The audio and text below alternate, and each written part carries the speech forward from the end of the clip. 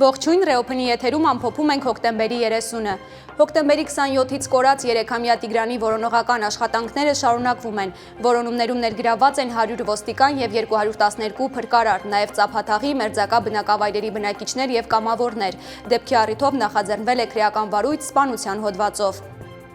Տարածաշրջանային նշանակության հարցեր է քննարկել Փաշինյանը Ֆրանսիայի նախագահի հետ։ Ըստ կառավարության հաղորդագրության Մակրոնը եւս մեկ անգամ շնորհավորել է Ադրբեջանի հետ խաղաղության հաստատման առիթով եւ շեշտել Ֆրանսիայի աջակցությունը Հայաստանի ինքնիշխանությանն ու խաղաղության ամրապնդմանը։ Ապարանի համայնքապետարանում քննչական գործողություններ են իրականացվել։ Ձերբակալվել է 9 հոգի, որոնցից 3-ը համայնքապետարանի աշխատակիցներ։ Հակակոռուպցիոն կոմիտեն մեղադրանք է ներկայացրել Բյուրեղավան համայնքի ղեկավար Հակոբ Բալասանյանին 9 դրվագով պաշտոնեական լիազորությունները չարաշահելու համար։ Բալասանյանը չի ընդունում մեղադրանքը։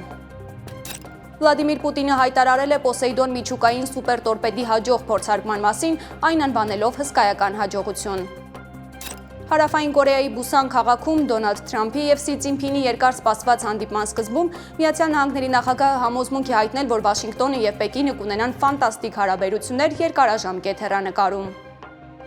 Իսրայելի վերջին օդային հարվածները Գազայի հատվածում խլել են ավելի քան 100 մարդու կյանք, փաստացի խախտելով փխրուն հրադադարը, ինչը ՄԱԿ-ը որակել է սարսափելի։ Ծանրամարտի կանանց Հայաստանի հավաքականի անդամ 58 կիլոգրամ քաշային Ալեքսանդրա Գրիգորյանը նվաճել է Եվրոպայի երիտասարդների չեմպիոնի տիտղոսը Ալբանիայում անցկացվող Եվրոպայի երիտասարդների եւ մինչեւ 23 տարեկանների առաջնություններում։ Տղաների 60 կիլոգրամ քաշայինների պայքարում չեմպիոն է դարձել Գառնիկ Չոլակյանը։ Այսօրվա նորություններին ավելի մանրամասն կարող եք ծանոթանալ հետևելով մեր լրատվական թողարկումներին։ Ես Մերի Դանիելյանն եմ։ Ցտեսություն։